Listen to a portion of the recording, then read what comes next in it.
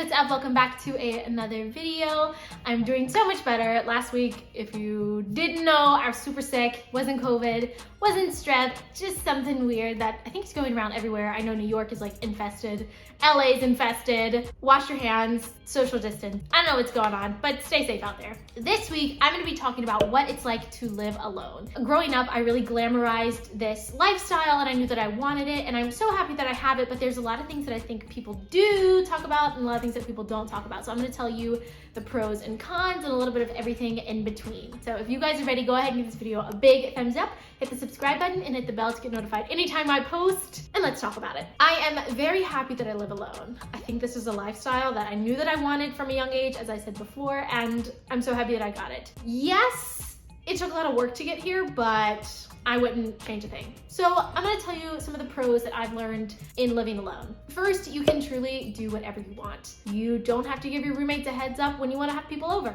I can film YouTube videos and audition videos whenever I want. I mean, sometimes I get a splurge of energy at night and that's when I want to film, and I don't have to compromise my space with someone else because it's completely my space. And I can sleep in a big t-shirt and underwear, which is how I prefer it. I used to hate, no offense to my old roommates, but I used to hate like wearing extra clothes just because somebody else was there. I literally have the freedom to do whatever I want. And I've also never had this much freedom in my life, and it's liberating. I really feel like a successful adult who is finding her way in the world and making it happen regardless of the challenges that may arise. I know that I am taking care of myself, and you really do learn a lot living alone. Like, you learn what habits you like, how you like to wash your dishes, or you know, if you don't want to wash your dishes. I truly have the freedom to do what I want whenever I want. And that's something that I think everybody should experience in their lifetime. I mean, I know everybody's path is different, but in living alone, I've learned a lot.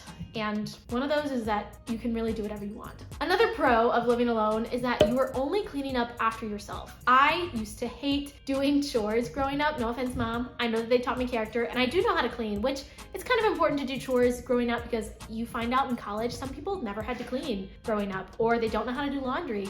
That's a little scary, but I used to hate cleaning up after people, and even with roommates in college and pre-college and everything through life, I don't like cleaning up after people. I like cleaning up only after myself because I can control how dirty it gets, which I do not like my space to get dirty. I sweep about like 3 times a week. Like, I'll probably sweep on Sunday, do it again on Wednesday, and then maybe on Friday, and then I'll do it again on Sunday.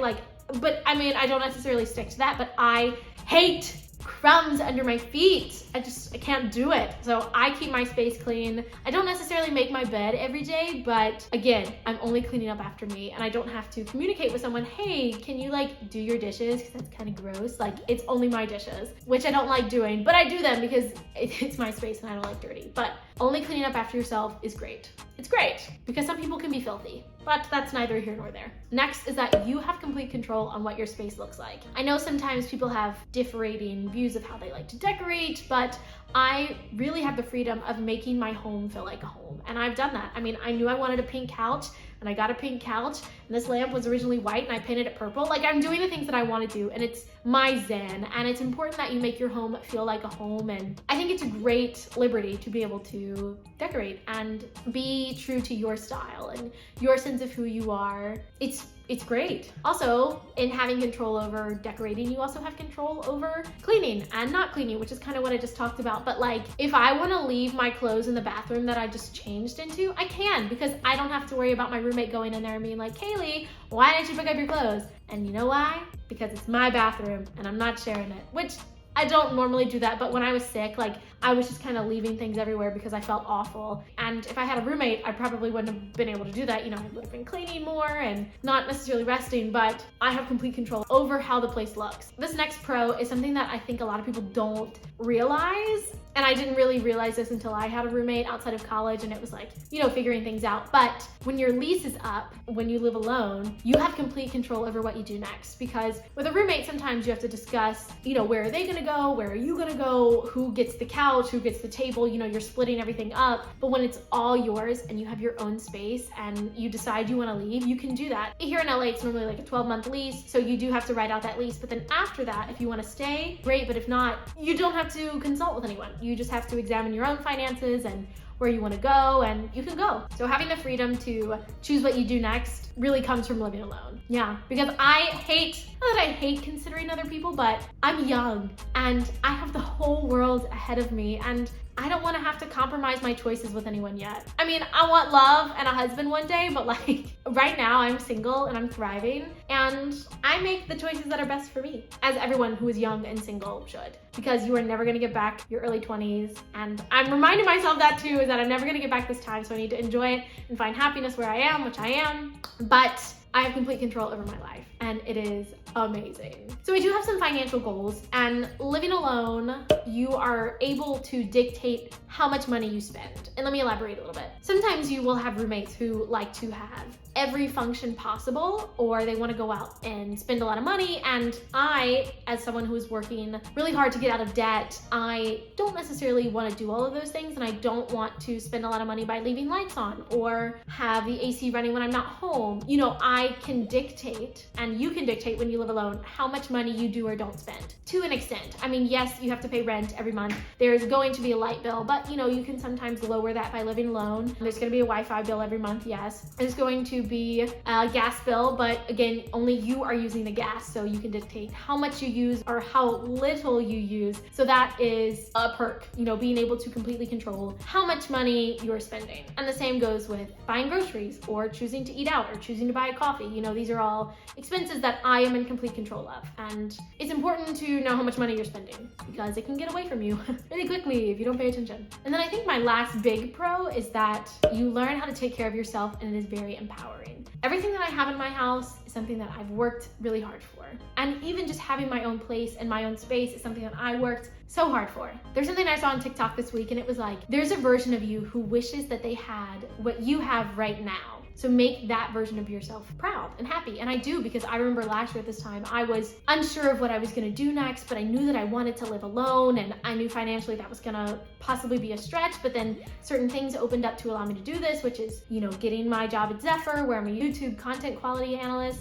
And, you know, I'm about to start a job next week as an actor, and a version of myself really wanted this. And I'm getting all the things that an older version of me really wanted, and I'm beaming for her. I'm really happy for her, and I'm really proud of, you know, what I've done and what I've accomplished. And it's empowering to know that I, Kayleigh Long, did all this, and I'm not relying on anyone. Those are pretty much all my pros. I think I could elaborate some more on like great things about living alone. Yeah, I know, whatever. But now we're gonna do some cons. Number one, you have to pay all the bills, which is great, but also expensive, especially in LA. I mean, just to rattle off how much I pretty much pay a month. My rent alone is $1,300. My Wi-Fi is $55. My power bill is probably like $40 to $50 a month. My gas bill is probably like $10. I probably spend about $150 on groceries, and that's being light. Like, that's me just getting groceries. And then I want some coffee, and you know, there are a lot of bills. A lot of bills. And, you know, that can kind of hinder me sometimes, because I see some friends who are living with their parents and obviously not paying rent, and they're traveling and they're just doing all kinds of things. And I am, you know, saving, and I could do those things, but I'm trying to be financially savvy so that I can enjoy my later years a little bit more.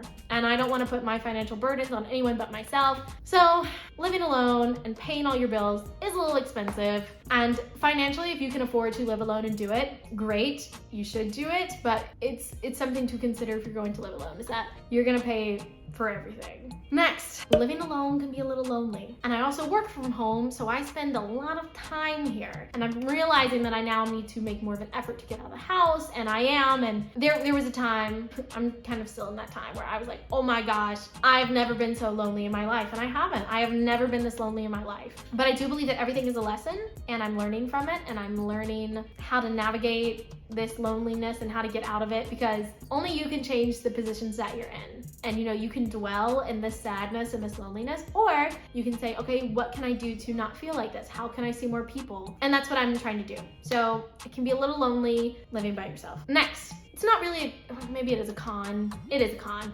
Security. When I had roommates, or I lived with my parents, I definitely felt safer at night, safer being by myself, because now, you know, I have that fear that if I die, nobody's gonna find my body for weeks, and I'm gonna be all maggoty. And anyway, you know, there's just security, and also feeling safe. And there are some things that you can do to help with your safety. I have a damsel in defense taser, pepper spray, and door alarm. So basically you just wedge it in the door. If the door opens or it's forced open, the alarm will go off, and I use that every night when I sleep, just in case I'm sleeping and somebody tries to come in. And it also like suction cups to the window, so you can also have it in the window as well, because I have a sliding window. Because I do have to talk myself down some nights where I'm like, okay, there's nobody waiting outside, nobody's gonna break in here and come and get me. And I think that's just a typical fear that a lot of young girls have living in big cities by themselves. Safety is a big thing. Regardless if you have a roommate or not, you need to make sure that you are safe and protected and that you can take care of yourself. Being alone at night can sometimes be very scary, but you're okay. And then the last big con I think that I have is that you really have to figure out all your problems and everything that arises by yourself. I'm not saying that you don't have friends or people to help you, but if you have to contact your landlord about your sink breaking, that's something that you have to do.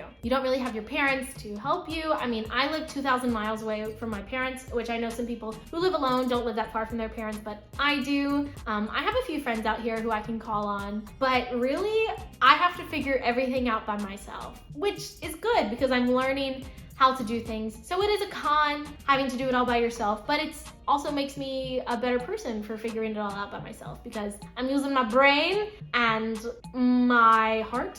I'm like using what I have to figure out what I don't know, and then I can use it for next time when something else goes wrong. And I have that past experience to fall back on and be like, okay, this is how I handled it last time. How can I do it better this time? And that's with dating, you know, all things of life. You learn from what you know and then you do better next time.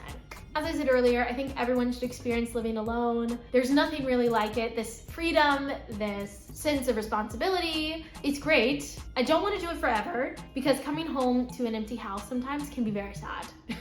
You're like, oh, okay. And it's good. I do like it, but I do want to come home to a husband one day. And that's right, I come home to the husband. I'm not going to sit around and wait for some man, but he can wait for me. But I am enjoying it now and I wouldn't have it any other way. Yeah, I don't know if I ever want a roommate again unless it's like a significant other. I don't really like sharing. I mean, it sometimes depends on what we're sharing, but I don't like cleaning up after people and stuff. And I've learned that now about myself. But I do have some in-between things that are neither good nor bad. It's just something that you will experience in living alone. The first one is you'll kind of do a lot of things by yourself, such as grocery shopping, going to the gym, getting coffee, you know, things that if you had a roommate or you were with someone, you would probably not necessarily do these things alone, but you will kind of do them alone because you're living alone. And of course you can schedule coffee dates and friend dates and going to the gym with people, but you know, you're not gonna always do that. I could never see myself calling a friend and be like, hey, you wanna go buy groceries with me? No, you just go get your groceries and then you come home and you cook dinner and you watch TV and you go to sleep and it's great. And I kind of prefer doing it alone. I know some people feel awkward or shy shopping and doing things by themselves, but I've always been an independent person. Even in high school, I would go to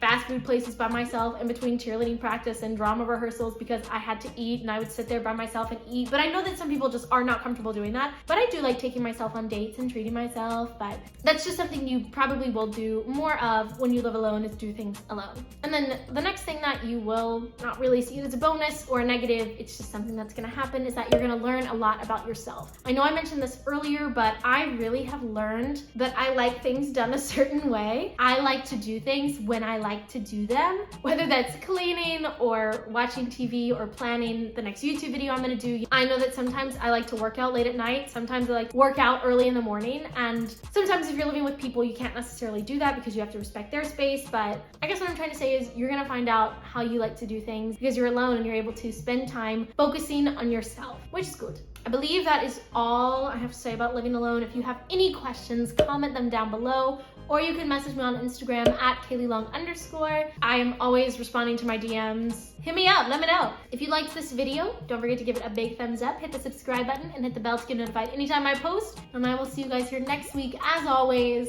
keep it positive. Also, let me know what kind of content you would like to see. Your girl's kind of just doing whatever she feels like right now, which is, I mean, it's my channel. I'm gonna do what I want, but I'd like to hear what you guys would like to see. Anyways, thanks guys.